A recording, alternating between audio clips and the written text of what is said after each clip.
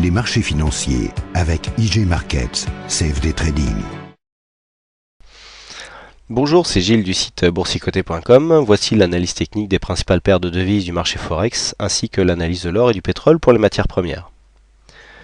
Nous sommes aujourd'hui le lundi 16 janvier 2012 et sur le marché, donc sur du Forex au niveau de l'euro-dollar, nous avons un gap baissier qui s'est ouvert donc sur la séance dès l'ouverture par rapport à la précédente bougie qui a vite été comblée, et donc depuis nous avons une phase relativement stable, donc on oscille ici entre les 1,26 et donc les 1,26,90 pour le plus haut. Donc on revient tout doucement, petit signal de retournement ici qui est constaté sur MACD depuis un stochastique qui était en légère survente. Donc là pour l'instant on vient en phase de stabilisation sur une tendance de fond toujours baissière, puisque malgré ici de multiples attaques concernant cette résistance, on vient continuer à marquer des plus bas de plus en plus bas. Donc au niveau de la tendance, c'est toujours baissier. On pourrait attendre ici un contact sur la moyenne mobile 20 exponentielle, voire la moyenne mobile 50 pour jouer la continuité de tendance. La résistance baissière et tout ici devenant de moins en moins significative, que l'on peut reporter d'ailleurs sur les précédents plus hauts. Vous voyez que la dynamique n'a pas réellement changé, puisque quand on se cale ici sur ces précédents plus hauts, on arrive quasiment à cette zone de plus haut ici. Donc bon, là on peut attendre là, ici, par rapport à la dynamique que nous avons eue, et donc compte tenu de la conjoncture, je dirais plus macroéconomique, on peut s'attendre à un petit rebond léger avant une continuité de la phase baissière, et donc continuer à jouer le mouvement à la baisse. Bien sûr, invalidation du mouvement baissier avec une première alerte ici sur les 1,28, donc un dépassement possible des 1,28,20, et donc confirmé par un dépassement à la hausse des 1,28,80. On passe tout de suite au câble, quasiment le même mouvement que ce que nous avons eu sur l'euro, légèrement moins baissier au niveau de la tendance. Vous voyez que on a beaucoup de points de contact ici sur cette moyenne mobile 20 exponentielle. Nous sommes sur cette zone. Donc pour ceux qui veulent jouer la continuité du mouvement en unité de temps 4 heures, ici c'est assez intéressant comme point d'entrée pour qui veut jouer la tendance baissière. On est toujours ici sous le coup de cette résistance baissière qui est très régulière, c'est le 4e point de contact. Attention, ceci dit, les points de contact ont tendance à se rapprocher. On est sur une phase dynamique haussière, même si elle n'est pas très dynamique, mais qui pourrait provoquer une cassure. On voit qu'on n'a pas de surachat au niveau de cette zone ici de points de contact. On a des points de contact qui se rapprochent, donc attention, la cassure est possible. Donc ici on peut jouer la continuité de tendance, mais avec une possibilité d'invalidation en cas de cassure ici durable de cette résistance baissière. Quoi qu'il en soit, la tendance est toujours baissière. On a une zone d'invalidation ici sur les 1,54,12 et donc une phase de confirmation ici en cas de dépassement des 1,52,34. Donc ici point d'entrée possible sur une tendance baissière en cours.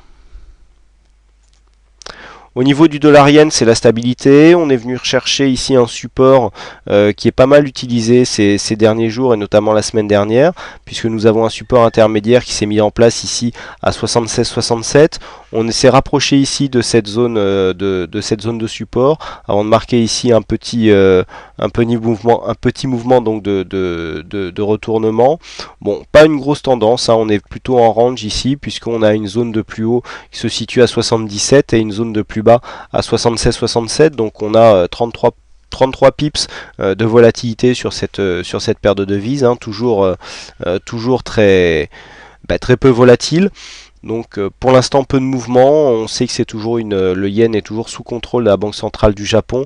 Au niveau des indicateurs, on est relativement neutre, puisque vous voyez stochastique, RSI qui sont vraiment en zone neutre, et le MACD qui tourne autour de sa ligne d'équilibre. Donc peu de choses à dire. On peut jouer le range sur cette zone, ou alors faire des allers-retours entre les Bollinger, mais peu de mouvement à faire. Attention toujours au risque de volatilité accrue en cas d'intervention de la Banque centrale du Japon sur cette paire de devises. On passe tout de suite aux matières premières avec l'or. Donc l'or, suite au point bas que nous avons constaté ici la semaine dernière, je vous avais dit que c'était un point d'entrée possible ici sur un mouvement de continuité de tendance. Nous avons des plus bas qui sont toujours de plus en plus hauts. Donc pour l'instant, la tendance de fond est toujours haussière. Mais nous avons clairement ici une cassure de la dynamique, d'autant plus que si nous venons inscrire le support qui portait la première tendance, on peut remarquer que ici nous avons une cassure du support. On est légèrement revenu ici sous ce support comme une résistance, et là on est en train de s'écarter. Donc on peut aussi avoir un signal de consolidation. Donc le signal de consolidation serait confirmé en cas de cassure ici des 1625 $ l'once. Par contre, invalidé en cas de cassure à la hausse des 1662 $ l'once. Pour l'instant, on a l'air de s'acheminer vers une sortie de mouvement haussier par un mouvement neutre. On n'a pas une réelle dynamique qui s'est mise en place. Vous voyez, on n'est pas revenu chercher ici les zones de survente suite à la cassure de ce support. Donc pour l'instant, une dynamique relativement contenue du point de vue de la baisse. Donc on s'acheminerait ici pour l'instant sur une phase de consolidation horizontale. Mouvement baissier par contre qui est en train de se mettre en place sur le pétrole, puisque depuis la sortie ici de cette figure avec donc cassure du support haussier, multiples retours ici sous ce support comme une résistance, on s'est écarté et donc on est venu ici confirmer le mouvement baissier par la cassure des précédents plus bas à 100 $ le baril. Cassure ici, on a retrouvé cette fameuse zone de 100 $ comme une résistance et donc on est venu marquer un nouveau plus bas. Donc pour l'instant on est toujours sur un mouvement technique. Attention, maintenant c'est la zone, toujours donc cette zone des 100 $ qui risque de faire résistance. On a un contact potentiel ici sur la moyenne mobile 20 exponentielle qui peut faire un très bon point d'entrée pour rentrer short, mais une tendance qui est en train de s'invalider. On voit clairement les points hauts qui sont de plus en plus bas, avec des nouveaux points bas qui apparaissent sur la tendance très court terme. Donc une tendance qui est en train de s'inverser sur le pétrole, puisque je vous le rappelle, on était donc au niveau du WTI plutôt sur un mouvement court terme plutôt haussier avec une cassure des précédents plus hauts. Et si on élargit un petit peu, voilà, on est quand même ici sur une phase où la volatilité revient, puisque on avait des oscillations qui étaient plus faibles précédemment, et là on est en train de gagner en volatilité. Mais vous voyez que sur la tendance vraiment de fond, on serait plutôt sur une stabilité, donc point d'équilibre autour des 98 $ le baril, qui pourrait